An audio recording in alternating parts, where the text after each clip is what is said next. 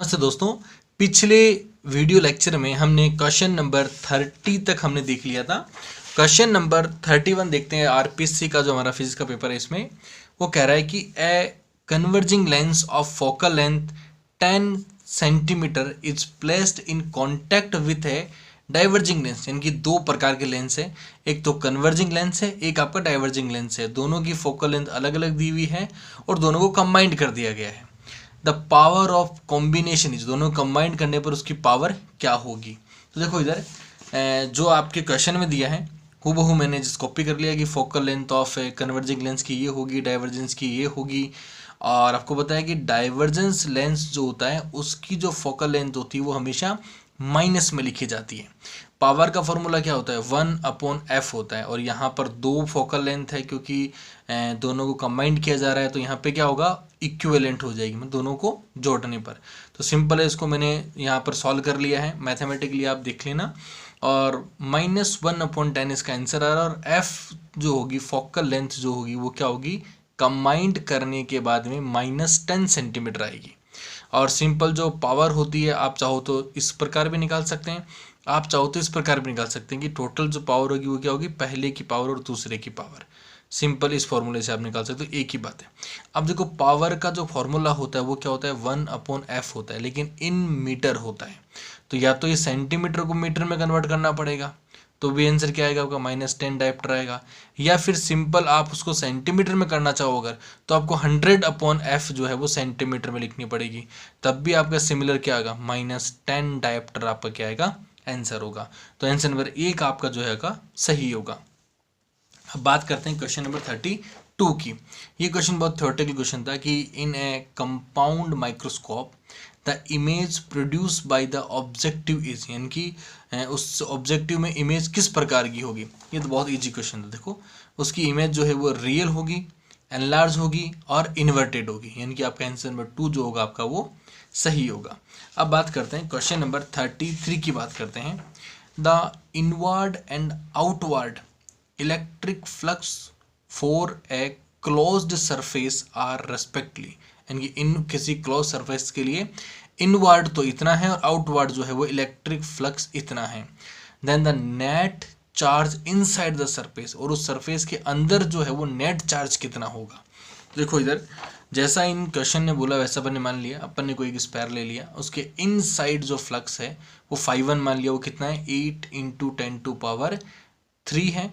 और आउटसाइड यानी कि O मान लिया मैंने, इसको I मान लिया, इसको O मान लिया, वो कितना है 4 × 10⁻³ है आपका। अब हमें कहा गया कि फ्लक्स की जो डेफिनेशन होती है वो सिंपल क्या होती है, वो होती है आपकी Q/ε0 होती है। अगर आप आउटसाइड फ्लक्स के लोगे, मतलब φ0 मतलब जीरो नहीं है, O है आपका आउटसाइड, तो यहाँ पे Q आउटसाइड हो जाएगा। और सिंपल है Q इनसाइड लोगे, φ इनसाइड लोगे तो क्या होगा, Q इनसाइड हो जाएगा। दोनों वैल्यू आपको गिवन है। आपको नेट चार्ज निकालना है, मतलब क्या करना है आपको, आउटसाइड माइनस इनसाइड करना है। सिंपल एक मैथमेटिकल फॉर्मूला है आपका। अब तो आपको कुछ नहीं करना, केवल इसमें जो भी एडिशन या सब्सट्रैक्शन हो रहा है उसको फॉलो करना है आपको। और अल्टीमेटली जो आप आंसर है वो इस प्रकार सॉल्व करोगे तो -4 × 10⁻³ ये आपका जो होगा क्या होगा आंसर। तो आंसर नंबर जो 3 है आपका वो क्या होगा, आपका सही होगा आपका। अब बात करते हैं क्वेश्चन नंबर 34 की बात करते हैं। क्वेश्चन नंबर 34 कहता है कि magnitude of electric field at a point inside a sphere with sphere distributed of charge is proportional to, यानी कि ये कह रहा है कि इलेक्ट्रिक फील्ड जो है किसी इनसाइड पॉइंट ऑफ स्पेयर, यानी कि किसी गोले के इनसाइड के ऊपर, और उस स्पेयर पर जो चार्ज का जो डिस्ट्रीब्यूशन जो होगा वो किसके समानुपाती होगा, किसके प्रोपोर्शनल होगा। तो देखो इधर मैंने सिंपल एक इलेक्ट्रिक स्पेयर जो है वो इलेक्ट्रिक फील्ड के लिए स्पेयर बना लिया जिसकी रेडियस r है। इलेक्ट्रिक फील्ड जो होगा वो क्या होगा, F/Q लिखते हो आप सिंपल इसको, और F की डेफिनेशन के अकॉर्डिंग यहाँ पे क्या होगा, E बराबर हो जाएगा KQ/R² हो जाएगा आपका। अब देखिए हमसे पूछा क्या गया है, हमें पूछा गया कि जो आपका जो Q है आपका, जो आपका इलेक्ट्रिक फील्ड है आपका, वो किसके प्रोपोर्शनल है, R के प्रोपोर्शनल होगा, स्क्वायर होगा, या 1/R क्या होगा। तो इसका मतलब क्या होगा कि हमें इस फॉर्मूले को सॉल्व करने के लिए हमें Q की वैल्यू चाहिए। और Q की वैल्यू कैसे फाइंड आउट करेंगे अपन कि Q charge is distributed in entire volume, अगर उसके एंटायर वॉल्यूम में है अगर, तो अपन वॉल्यूम चार्ज डेंसिटी का उपयोग करेंगे। और रो बराबर क्या होगा, Q अपॉन V हो जाएगा आपका। और यहाँ से आप जो है V मतलब स्पेयर का वॉल्यूम लिख सकते हैं, 4/3 पाई आर क्यूब आपका। और यहाँ से आप Q की वैल्यू फाइंड आउट कर लोगे। अब आप इस Q की वैल्यू को आप यहाँ पुट कर दीजिए। आप यहाँ पुट करोगे आप तो आपको इलेक्ट्रिक फील्ड इस प्रकार मिलेगा। इलेक्ट्रिक फील्ड में आप देखो बाकी सभी चीज़ तो कांस्टेंट है, एक वेरिएबल जो है वो केवल आर ही आपका वेरिएबल है। तो यहाँ पर क्या होगा, electric field proportional to R हो जाएगा। क्यों? क्योंकि यहाँ आर की क्यूब ऊपर है और यहाँ आर स्क्वायर नीचे है। तो आपका आंसर नंबर जो 1 होगा वो आपका सही हो जाएगा। अब बात करते हैं अपन क्वेश्चन नंबर 35 की बात करते हैं। If the magnitude of intensity of electric field at a distance x on axial line due to given dipole is E, यानी कि एक्सियल लाइन पर क्या है आपका जो डाइपोल है वहां पर क्या है E दिया हुआ इलेक्ट्रिक फील्ड आपका। Then magnitude of intensity of electric field at the distance x on equatorial line, यानी कि देखो यहाँ पर डाइपोल में जो दो एक्सिस होती है ना आपकी, एक्सिस एंड इक्वेटोरियल, तो कह रहा है कि उसकी जो इलेक्ट्रिक फील्ड की इंटेंसिटी जो है आपकी, यानी कि उसका मैग्नीट्यूड या उसकी जो वैल्यू है आपकी वो एक्सियल पे तो क्या है E है आपका, और आपको पूछा गया है इक्वेटोरियल लाइन पर पूछा गया है आपको। तो देखो इधर मैंने क्या किया कि मैंने लिख लिया कि E जो इलेक्ट्रिक फील्ड है at axial line due to at dipole is E, मतलब डाइपोल के कारण एक्सियल लाइन पर क्या है आपका E है आपका। और इलेक्ट्रिक फील्ड जो है वो इक्वेटोरियल लाइन पर ड्यू टू डाइपोल क्या होगा, मान लिया मैंने E डैश मान लिया। और एक्सियल पर इलेक्ट्रिक फील्ड को सिमिलर इस प्रकार लिखते हैं, सिंपल एक ये फॉर्मूला है, आपको रिमेंबर होना बहुत ज़रूरी है ये। P यहाँ पर डाइपोल मोमेंट होता है। अब एक रिलेशन होता है, क्या रिलेशन होता है कि इलेक्ट्रिक फील्ड एट एक्सियल जो होता है वो किसके बराबर होता है, वो 2 गुना इलेक्ट्रिक फील्ड एट इक्वेटोरियल के बराबर होता है। और आपको पूछा गया कि इक्वेटोरियल का जो रिलेशन है वो एक्सियल से किस प्रकार होगा, तो इक्वेटोरियल क्या होगा, एक्सियल बटा 2 हो जाएगा आपका। और एक्सियल के ऊपर कितना इलेक्ट्रिक फील्ड है आपका E इलेक्ट्रिक फील्ड है, तो इक्वेटोरियल पे क्या हो जाएगा केवल E अपॉन 2, यानी कि आंसर नंबर 2 आपका क्या हो जाएगा, आपका सही हो जाएगा। अब हम बात करते हैं क्वेश्चन नंबर 36 की बात करते हैं। क्वेश्चन नंबर 36 कहता है कि the capacitance of A parallel plate capacitor with air between the plate, यानी दो कोई प्लेट है उसके बीच में एयर है वो आई हुई है आपकी, इज 8 पिकोफेरेड, यानी कि उसका जो है वो कितना है 8 पिकोफेरेड है।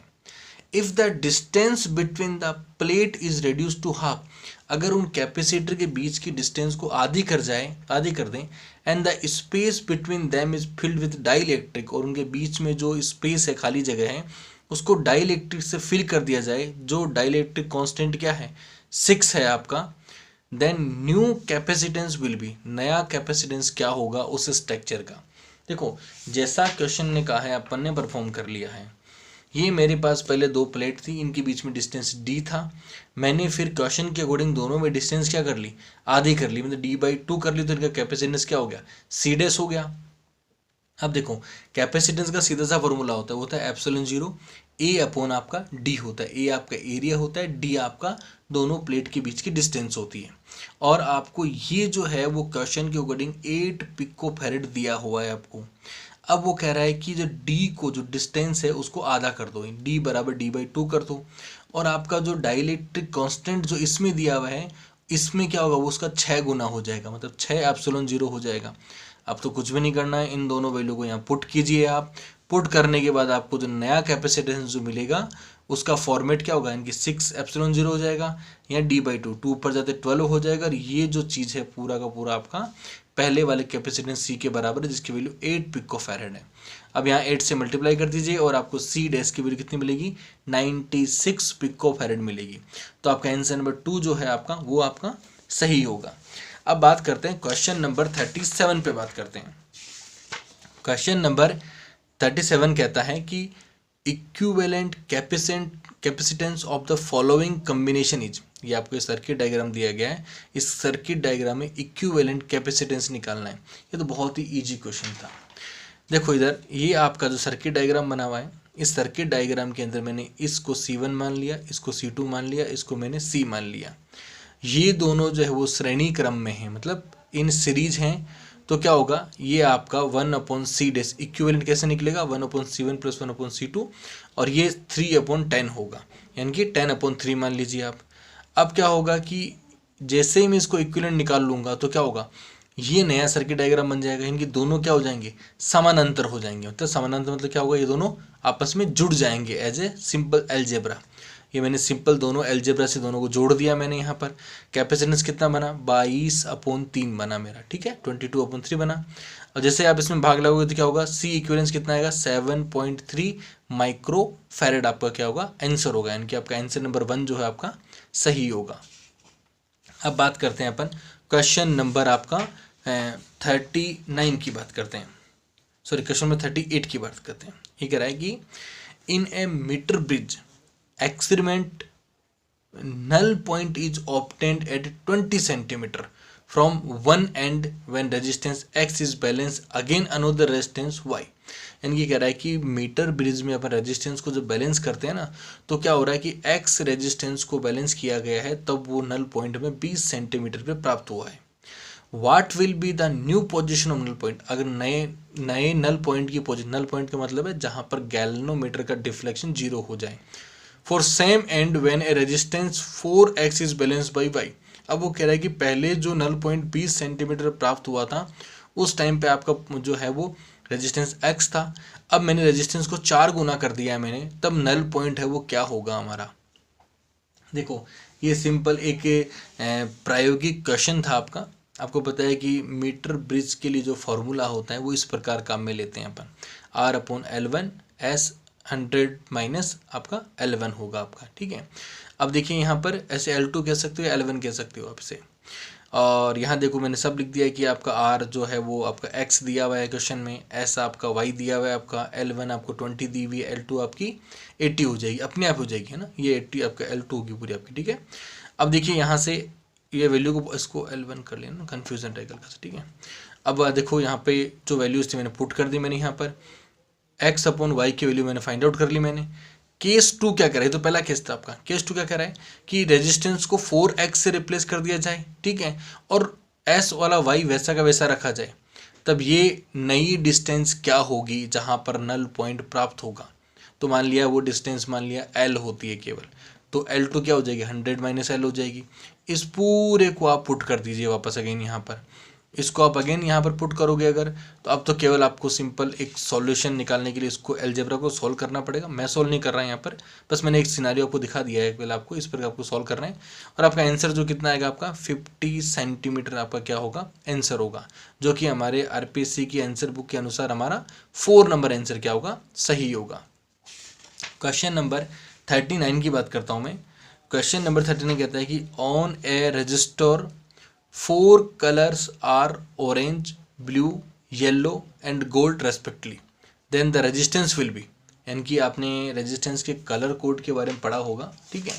मैं कलर कोड के बारे में ज़्यादा एक्सप्लेन नहीं करूँगा, सिंपल कलर कोड आपके black, brown, red, orange, yellow, green, blue, violet, grey, white, gold और सिल्वर, इस प्रकार से लिखे हुए होते हैं। कुछ इनके क्या होते हैं, कुछ नंबर होते हैं, क्रम होते हैं। जैसे आपका जो फर्स्ट का जो होता है, फर्स्ट दो जो कलर होते हैं आपके, फर्स्ट दो जो कलर होते हैं वो केवल सिंपल एक न्यूमेरिकल नंबर होते हैं, और जो थर्ड वाला जो कलर होता है वो हमेशा क्रॉस मल्टीप्लाई होता है पावर के अंदर, और नेक्स्ट वाला जो होता है वो करेक्शन होता है कि कितना प्रतिशत का उसमें करेक्शन होगा। अब देखिए हमें जो दिया हुआ है क्वेश्चन, वो क्या दिया हुआ है कि पहला ऑरेंज है, सेकंड ब्लू है, तीसरा येलो है, फिर अगेन गोल्ड है आपका। तो ऑरेंज के हिसाब से देखो यहाँ पे पहला लेटर क्या होगा ऑरेंज के लिए, आप 3 यूज़ करोगे, ब्लू के लिए आप क्या यूज़ करोगे 6 यूज़ करोगे, और फिर येलो आपका ये दिया हुआ इसके लिए आप क्रॉस 10⁴ यूज़ करोगे। फिर गोल्ड दिया है तो गोल्ड के लिए क्या होगा 4 नंबर पे ±5% होगा। इसको आप कमेंट करके लिख दीजिए आप यहाँ पर, आपका आंसर नंबर जो 1 होगा वो आपका सही होगा। अब बात करते हैं क्वेश्चन नंबर 40 की बात करते हैं। क्वेश्चन नंबर 40 हमारा कहता है कि ए charge particle of mass m and charge q entered in a magnetic field with initial speed v, किसी भी एक मैग्नेटिक फील्ड में वो वेलोसिटी v से एंटर मारता है। If the direction of magnetic field make theta angle with velocity of charge particle, अगर वो थीटा एंगल बनाता है अगर वो, then speed of particle when it come out from the magnetic field. देखो ये क्वेश्चन आपको बहुत लंबा लग रहा होगा, है ना, लेकिन इसका आप आंसर देख करके आप बड़ा अचंभित होंगे कि इतना लंबा क्वेश्चन बनाया पर आंसर इतना इजीली छोटा था। इसमें क्या होगा कि मैग्नेटिक फील्ड के अंदर चार्ज पार्टिकल जब एंटर होगा और जब वो एग्जिट होगा तो ध्यान रखना होगा कि उसकी इनिशियल वेलोसिटी और उसकी जो आउटगोइंग वेलोसिटी है वो दोनों क्या होगी, बराबर होंगी। क्यों? क्योंकि because speed not change during the motion in magnetic field, magnetic field में उस पार्टिकल की जो स्पीड है वो कभी चेंज नहीं होगी। तो इसके अकॉर्डिंग हमारा जो आंसर होगा वो 2 हमारा आंसर सही होगा। क्यों? क्योंकि जिस स्पीड से वो एंटर हुआ है असल में वो उसी स्पीड से जो है वो वहाँ से एग्जिट हो जाएगा। तो आपका आंसर नंबर 2 आपका आंसर सही होगा। क्वेश्चन नंबर 41 की बात करते हैं। The temperature of transition from ferromagnetic to paramagnetic is called. बहुत ही इजी थ्योरेटिकल क्वेश्चन पूछा गया था कि किस टेम्परेचर पर फेरोमैग्नेटिक से पैरामैग्नेटिज्म जो है वो चेंज होता है या फिर ट्रांजिशन वहाँ पर हो जाती है ना। तो सिंपल इसका आंसर होगा आपका, वो होगा आपका क्यूरी टेम्परेचर। क्या होगा आपका? क्यूरी टेम्परेचर होगा, क्योंकि क्यूरी टेम्परेचर एक ऐसी लिमिट है, ऐसा क्रिटिकल टेम्परेचर है जिसके ऊपर जो है वो असल में क्या होता है, पैरामैग्नेटिक होता है पदार्थ आपका, और उसके कम टेम्परेचर पे क्या होगा आपका, फेरोमैग्नेटिक की तरह बिहेव करता है।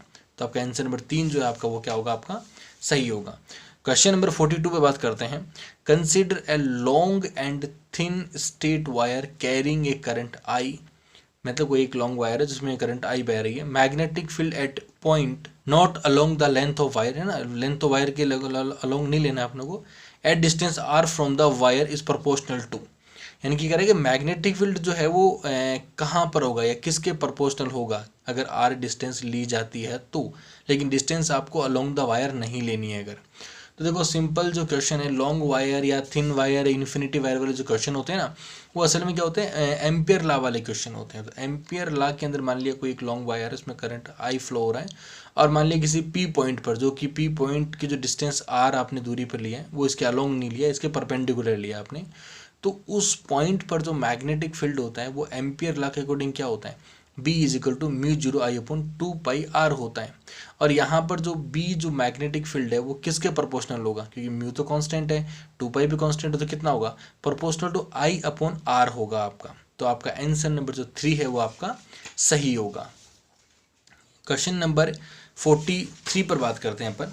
क्वेश्चन नंबर 43 कहता है कि 100 turns of copper wire which is coated with an insulator are wrapped around iron cylinder of cross section area 0.001 metre square and are connected to a resistor। कोई भी एक आयरन की जो आपके सिलेंडर है उसके ऊपर कोई भी कॉपर का वायर को आपके क्या किया है, ओवरलैप कर दिया, मतलब उसके ऊपर टर्न्स मार दिए गए, ठीक है। Total resistance of the circuit is 10 ओम, और सर्किट का टोटल रेजिस्टेंस कितना है आपका, 10 ओम है आपका। If the longitudinal magnetic induction in the iron change from 1 Weber per meter square in one direction to 1 Weber per meter square in the opposite direction, the amount of charge that flow through the circuit is। कह रहा है कि उसमें one side इनकी इधर और इधर अगर 1 वेबर पर मीटर स्क्वायर जो है उससे आपका क्या चेंज हो रहा है, इंडक्टेंस अगर चेंज हो रहा है अगर, तो the amount of charge that flow through the circuit, उस सर्किट से कितना अमाउंट चार्ज जो है वो फ्लो होगा। क्वेश्चन आपका बहुत लंबा है लेकिन आपको बिल्कुल घबराने की जरूरत नहीं है, इसका आंसर बहुत छोटा है, बता दूं आपको मैं। सिंपल जो आपका चेंज इन जो चार्ज होता है, चेंज इन जो आवेश होता है वो क्या होता है, change in flux upon R, ठीक है। और यहाँ पर जो 5 फ्लक्स होता है, ए आपका एरिया होता है, और आपका जो फ्लक्स होता है वो फ्लक्स किस पे निर्भर करता है, फ्लक्स हमेशा निर्भर करता है एन ए मतलब एरिया के ऊपर, और डेल्टा भी मतलब मैग्नेटिक फील्ड के ऊपर, change in magnetic field depend करता है। और आर आपका रेजिस्टेंस है आपका, तब तो कुछ भी नहीं करना है आपको, सिंपल आपको वैल्यूज पुट करनी है आपको कि जो आपका एन है मतलब कितने नंबर ऑफ टर्न्स जो है वो कॉपर वायर से डाले गए हैं इस रेडियस के ऊपर, और वो कितना एरिया बना रहे हैं। सारे डाटा हमको क्वेश्चन में दिए हुए हैं। हमको एन आपको 100 दिया हुआ है क्वेश्चन के अंदर, ए आपको जो है 1 दिया हुआ है आपका इंटू 10⁻³ क्योंकि वो 0.001 था आपका, ठीक है। मल्टीप्लाई आपका जो डेल्टा बी है आपको 2 दिया हुआ है, और आपकी आर आपको जो है वो 100 दिया हुआ है रेजिस्टेंस, ठीक है। अब कुछ भी नहीं करना है, बस आपको तो पूरा एक सॉल्व करना है। क्यू की वैल्यू कितनी आएगी आपकी 2 इंटू 10⁻² कूलम आपका आंसर होगा। तो आपका आंसर में 2 जो है वो क्या होगा आपका सही होगा। अब क्वेश्चन नंबर 44 पर बात करते हैं अपन। क्वेश्चन नंबर 44 क्या कह रहा है आपको कि अच्छा, एक कन्फ्यूजन आपको और हो सकता है इस क्वेश्चन में, मैं रोक देता हूँ क्वेश्चन में। देखो कि अपन ने जब आंसर शीट लिखी तो अपन ने डेल्टा बी को अपने 2 माना है ना, लेकिन ऐसा कुछ हमारे को क्वेश्चन में गिवन नहीं था। लेकिन याद रखना अपने को 1 वेबर पर मीटर स्क्वायर गिवन था अपने को, तो 1 वेबर इधर था और 1 वेबर इधर था, तो 1 वेबर दोनों क्या है इक्वल एंड अपोजिट साइड में थे।